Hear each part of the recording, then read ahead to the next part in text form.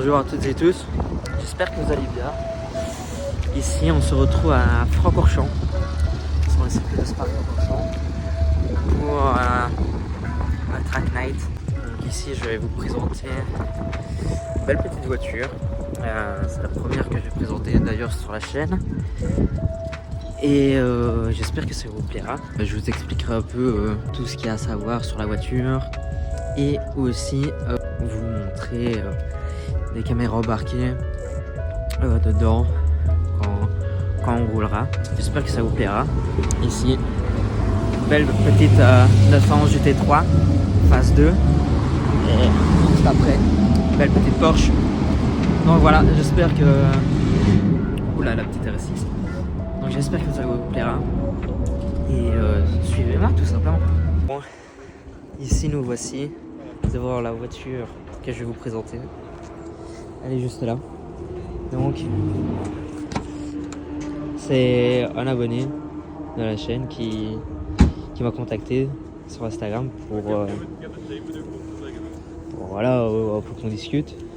Et qui m'a proposé de venir en passager rouler et de vous présenter sa voiture. Donc c'est une 718 Cayman GTS, donc une très belle voiture hein, avec un moteur qui se situe en position centrale arrière, contrairement au Porsche 911. Donc c'est un 4 cylindres à plat de 2,5 litres qui développe 365 chevaux, qui aballe 0 à 100 en 4 secondes A et qui a une vitesse maximale de 290 km/h, 290 km/h pour nos amis français. Donc elle est équipée de série de disques acier à l'avant et à l'arrière, évidemment percé ventilé. Si vous voulez avoir les carbone céramiques, c'est une option à 7-8 000 euros si je me trompe pas. Donc ici pour avoir une Cayman on est aux alentours des 80-90 000 euros. Avec le petit logo Porsche ici. Et vu qu'on va rouler sur circuit, il faut le petit crochet au cas où si on doit sortir du bac. La boîte de vitesse, c'est une PDK. Je vais me permettre d'ouvrir. Voilà. Avec le petit Cayman GTS. Cet intérieur vraiment magnifique. Ici, avec les sièges cuir. Ils sont quand même un peu d'abaquet. Et à mon avis, ça doit être quand même doit être bien maintenu, mais en même temps assez confortable. Du cuir étendu partout. Un intérieur assez sobre, avec des petites finitions en alu, qu'on peut voir ici, à gauche, à droite. La console centrale. Et pour voir le poste de pilotage, hop, on va passer côté pilote. Donc évidemment toutes les Porsche, la clé c'est à gauche, volant en cuir, évidemment le siège pilote aussi en cuir. Là c'est pour le coffre arrière et là c'est pour le coffre avant pardon. Là c'est pour le coffre arrière. Boîte PDK, donc 7 rapports, évidemment aux palettes qu'on voit ici et là. Le petit magnetino comme sur les Ferrari pour choisir le mode de la voiture. Et là c'est pour la boîte de vitesse. On met le neutre, on met la marche avant, la marche arrière, et on peut même gérer les vitesses, si je dis pas de bêtises, un peu en mode séquentiel, en avant et en arrière comme ça. Et sur les Porsche, je referme vite la porte, mais sur les Porsche la clé est toujours sur le côté gauche pour une simple et très bonne raison. En fait ça vient du monde de l'endurance, parce que Porsche est le constructeur le plus victorieux au Mans, au 24 heures du Mans, avec 19 victoires à son actif. Et en fait ils ont remarqué qu'au 24 heures du Mans au début on faisait les départs triplement, c'est-à-dire que d'un côté de la piste vous avez les pilotes, de l'autre vous avez les voitures, et les pilotes devaient courir jusqu'aux voitures, les démarrer au début, et puis ils étaient partis pour la course de 24 heures Et du coup, ils ont remarqué qu'en mettant la clé du côté gauche, on gagnait du temps. On gagnait du temps, mais c'est pas énormément. Mais quand vous battez pour chaque seconde, chaque centième, etc., c'est ultra important. Et donc, c'est comme ça et c'est resté sur toutes les Porsche après. Donc, c'est de là que ça vient la clé à gauche. J'ai oublié de vous dire, la couleur, c'est Agate Grey. Donc, un gris magnifique, pailleté. Je sais pas si on va bien le voir à la caméra, mais vraiment magnifique. Ici, on peut voir, le moteur il est là en dessous. Vraiment centre à l'arrière quoi. Parce que sur les 911 normal, enfin sur les 911, le moteur est à l'arrière, comme on peut le voir ici sur la GT3. Une voiture qui marche bien, de ce que j'ai lu et de ce que j'ai entendu. Des jantes en acier, en aluminium, pardon, de 20 pouces à l'avant et à l'arrière. Ici, on est sur normalement du 265-35 pour les jantes en 20 pouces et à l'avant c'est du 235 35-20 si je ne dis pas de bêtises. J'aime bien ces optiques là de phare, ça me fait un peu penser aux voitures d'endurance qu'on voit. Donc voilà, à l'avant on est sur un étrier 6 pistons qu'on remarque ici. D'ailleurs, si vous voulez savoir comment reconnaître des disques acier et des disques carbone céramique sur une Porsche, enfin si elle est équipée en tout cas de série avec des disques acier ou céramique, c'est à la couleur de l'étrier. Les disques carbone céramique, normalement chez Porsche, l'étrier est toujours en jaune. En tout cas, ça a été longtemps comme ça. Je ne sais pas si c'est encore le cas. Et à l'arrière, on est sur des étriers beaucoup plus petits. Et voilà, c'est du 4 pistons, si je dis pas de bêtises. Donc la voiture, je sais pas si je vous l'ai dit, elle fait 1,4 tonne. Donc quand même un véhicule assez léger. Elle peut monter jusqu'à 1,7 tonne en charge maximale. Et le réservoir sur les Porsche, il se situe à l'avant pour avoir une meilleure répartition des masses. Et si je dis pas de bêtises, le réservoir de 69 litres. Mais on pourra, mais je demanderai quand même une confirmation. Donc voilà. Franchement, je trouve qu'elle a une tête vraiment sympa, un peu de bébé 911. Et franchement, je trouve ça magnifique. D'ailleurs, on voit le petit béquet avant en plastique. Chez Porsche, ça c'est du comestible, donc c'est-à-dire que c'est prévu que voilà, si ça casse, on sait remplacer facilement, etc. Je vais vous filmer de l'intérieur, vous filmer mes réactions, etc. J'espère que ça vous plaît et n'hésitez pas à vous abonner, à liker et à partager. Et on se dit à tout de suite.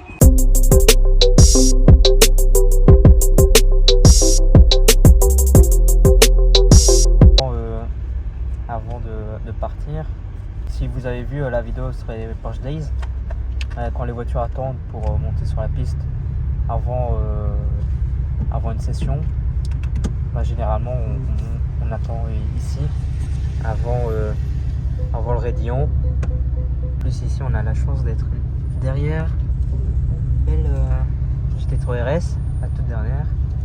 Comment ça part? Ici on a un petit Manettino comme il y a sur beaucoup de voitures de sport. Et ici on a plusieurs modes. Du coup, tu peux les présenter? Alors, nous avons le mode sport qui permet d'avoir un petit peu plus de puissance. On a du coup le mode échappement sport. Bon, il y a le béquet qui est d'office relevé. Et en fait, on a la suspension qui normalement reste soft, mais qu'on peut manuellement mettre en mode dur. Et quand on passe en Sport Plus, là on a d'office le mode suspension dur sport activé. Et on a un ESP qui va être beaucoup plus permissif. Ok, merci pour cette belle petite information.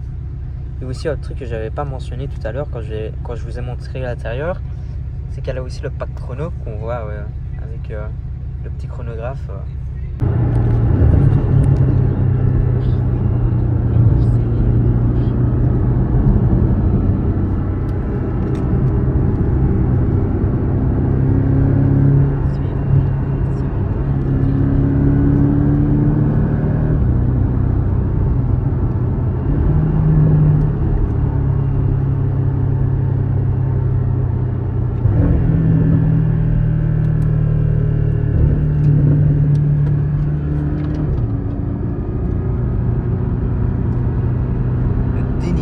C'est incroyable. Je trouve qu'on s'en rend pas bien compte au final quand on est en spectateur du dénivelé, franchement.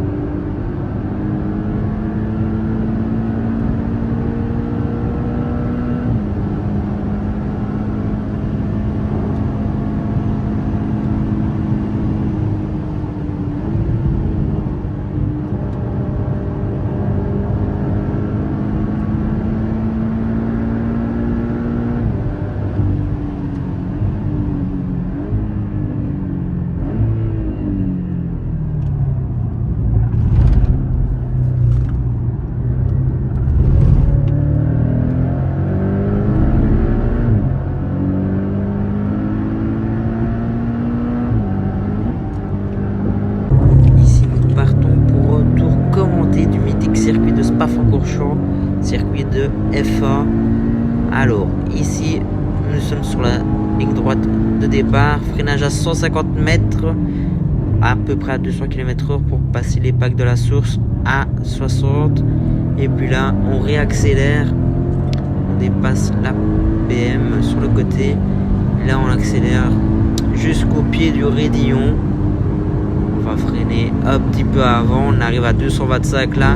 Là, on est en train de freiner et on réaccélère à cet endroit pour accélérer et faire toute la ligne droite de Kemmel avec une vitesse de pointe d'à peu près 245 km/h, ce qui est vraiment pas mal pour une voiture de 365 chevaux. Freinage à 150 mètres pour passer la chicane des Combes. On arrive à une centaine de km/h. Le droite, gauche, droite. qui nous emmène directement vers les Bagles de Bruxelles où on freine au panneau 100 mètres pour aussi le prendre à un peu moins de 100 km/h. Lui, on le prend quand même un peu moins vite que la chicane des Combes.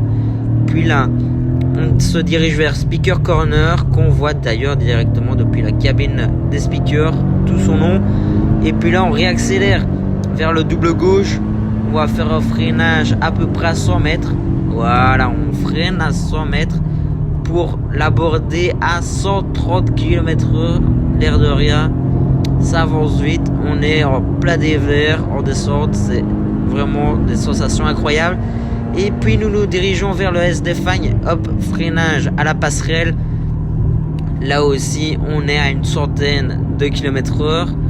Allez, le droite, le gauche, qui va nous emmener vers le campus. Où là, on refreine encore un petit coup. Hop, on se met bien. On essaye de dépasser la Lotus pour aborder le mieux possible le virage qui va conditionner vraiment toute la remontée vers la chicane bus stop, qui est le virage Paul Frère avec le karting ici sur notre droite. Là, nous allons vers Blanchimont. Blanchimont, là-bas, on arrive à peu près à 200 km/h pour freiner, le passer quand même à 160 km/h, l'air de rien. Puis là, on réaccélère pour freiner ici à nouveau à 150 mètres pour arriver à la chicane bus stop. Le droite passe bien avec la corde et puis le gauche aussi avec la voiture qui se dérobe un petit peu. L'ultime accélération pour la fin du tour pour nous emmener à nouveau sur la ligne droite de départ arrivée des Formule 1.